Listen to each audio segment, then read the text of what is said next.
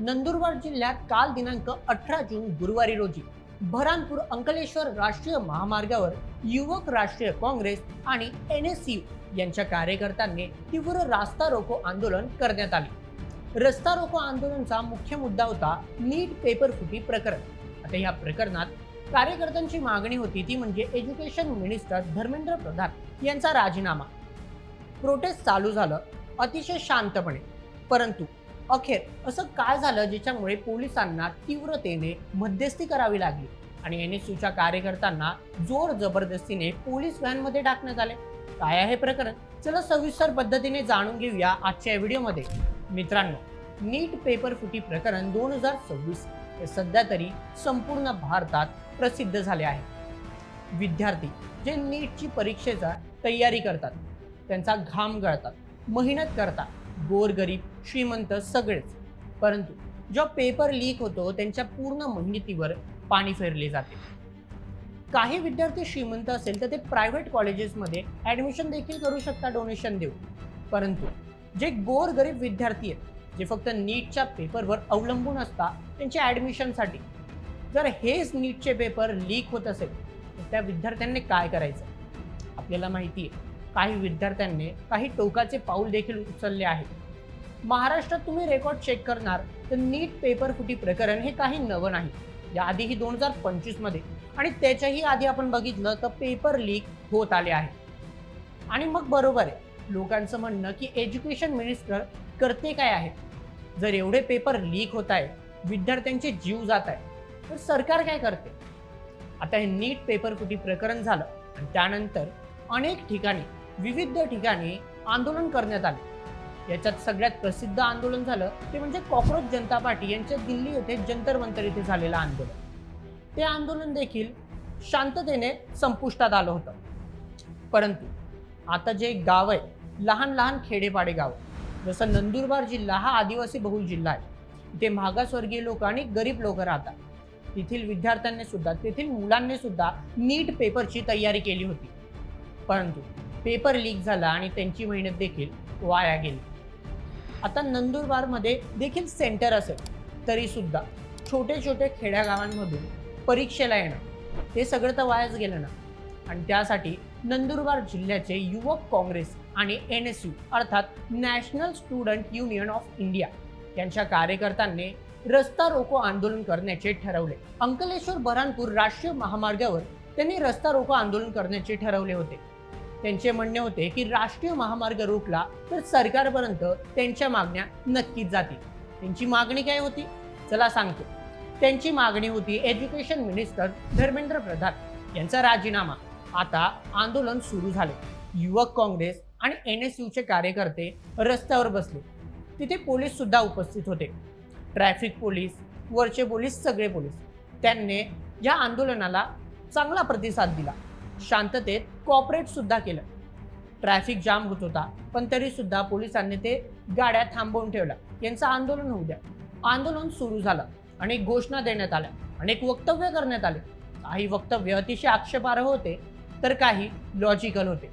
जसे की त्यांचं म्हणणं होतं, NSUच्या कार्यकर्त्यांचं म्हणणं होतं की जे गोरगरीब विद्यार्थी खेडेपाड्यांमधून परीक्षा द्यायला येतात त्यांची मेहनत तर वायाच गेली ना। त्यांचं काय? ज्या विद्यार्थ्यांनी आत्महत्या केली, त्यांचा जीव गमावला, त्यांचं काय? सरकार याला काय उत्तर देणार? त्यांच्या मागण्या स्पष्ट होत्या की धर्मेंद्र प्रधान यांनी राजीनामा द्यावा। त्यांनी निवेदन सुद्धा तयार केले होते। अखेर नंदुरबारचे तहसीलदार निवेदन स्वीकारायला आले।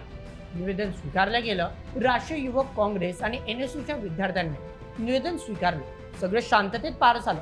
आंदोलन आता संपुष्टात आलं होतं, परंतु त्यानंतर जे घडलं त्यामुळे संपूर्ण नंदुरबार जिल्ह्यात या आंदोलनाची चर्चा होत आहे।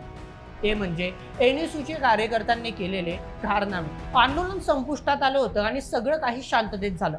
पोलिसांनी देखील चांगल्या पद्धतीने कॉपरेट केलं, परंतु यानंतर युवक काँग्रेस जसंच त्यांनी रस्ता रोको आंदोलन सोडले, NSUचे कार्यकर्ते पुन्हा रस्त्यावर बसले।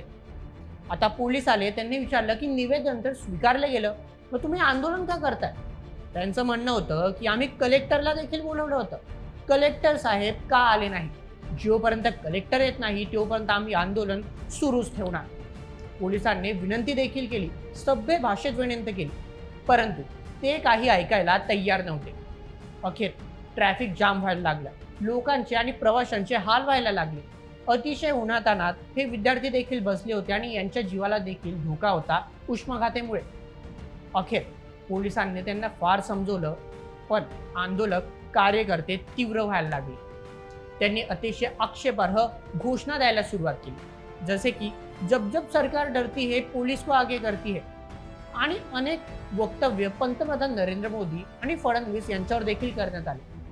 अखेर अनेक समजल्यानंतर पोलिसांनी त्यांचं ब्रह्मास्त्र वापरलं. त्यांनी त्या आंदोलकांना सांगितलं, जर आता तुम्ही येथून गेले नाही तर तुमच्यावर गुन्हे दाखल होणार. परंतु आंदोलक काही ऐकायला तयारच नव्हते. त्यांनी म्हटलं, गुन्हे दाखल करायचे तर करा, तुम्ही फक्त विद्यार्थ्यांवर गुन्हा दाखल करू शकता, सरकारवर नाही. परंतु ते ऐकायला तयार नव्हते, म्हणून पोलिसांनी त्या सगळ्यांची नावं लिहिली आणि त्यांना अखेर व्हॅनमध्ये बसायला लावलं. परंतु आंदोलक काही ऐकायला तयार नव्हते. ते पुन्हा रस्त्यावर बसू लागले आणि प्रवाशांची कोंडी होऊ नये आणि कोणाला त्रास होऊ नये म्हणून अखेर पोलिसांना जोरचा वापर करायला लागला. त्यांनी जबरदस्तीने आंदोलकांना उचलले, जे अतिशय तीव्र होते आणि आक्षेपार्ह वक्तव्य करत होते. त्या आंदोलकांनी त्यांना घेऊन व्हॅनमध्ये भरण्यात आले आणि त्यांना तिकडून जेलमध्ये नेण्यात आले. आता युवक काँग्रेसने यावर अतिशय रंजक भूमिका मांडली आहे. बघायला गेले की युवक काँग्रेस आणि एनएसयू यांनी मिळून हा मोर्चा केला होता. परंतु अखेर जेव्हा युवक काँग्रेस यांनी निवेदन स्वीकारल्यानंतर रस्ता रोको आंदोलन सोडले आणि एनएसयूने तरी सुद्धा रस्ता रोको आंदोलन सोडले नाही, तेव्हा युवक काँग्रेसचे प्रवक्ते यांनी त्यांची भूमिका मांडली की जरी आम्ही देखील यांच्यासोबत आंदोलन केले, परंतु निवेदन स्वीकारल्यानंतर आंदोलन आम्ही संपुष्टात आणले. यांनी आंदोलन करून जो त्रास दिला त्यात आमचा काही सहभाग नाही. युवक काँग्रेसचे म्हणणे होते की आंदोलन हे कधीही संविधानिक पद्धतीने आणि लिगली व्हायला हवे. जर कोणती गोष्ट इल्लीगली किंवा असंविधानिक पद्धतीने होतीये ती चुकीची आहे. युवक काँग्रेसने एनएसयू सोबत त्यांचे विचार वेगळे मांडले जेव्हा त्यांच्यावर गुन्हे दाखल झाले.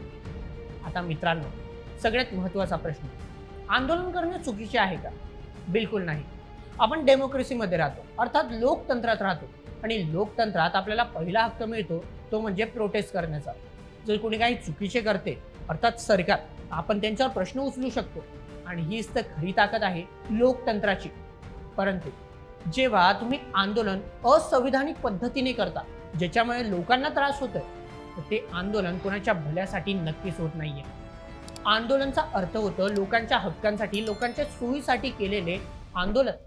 परंतु इथे आंदोलन लोकांच्या गैरसोयीसाठी व्हायला लागले. म्हणूनच यांना पोलिसांनी चोख प्रत्युत्तर दिले. आता प्रश्न तुमच्यासाठी आहे, जी भूमिका पोलिसांनी मांडली ती बरोबर होती की चुकीची? आणि एनएसयूच्या कार्यकर्त्यांनी आंदोलन केले ते बरोबर होते की चुकीचे? निवेदन स्वीकारल्यानंतर ही आंदोलन चालू ठेवणं हे बरोबर होतं की चुकीचं? तुमचे मत आम्हाला कमेंटमध्ये नक्की कळवा आणि अशाच व्हिडिओसाठी सबस्क्राईब करा बोल्ड एमएच आपल्या यूट्यूब चॅनलला. धन्यवाद.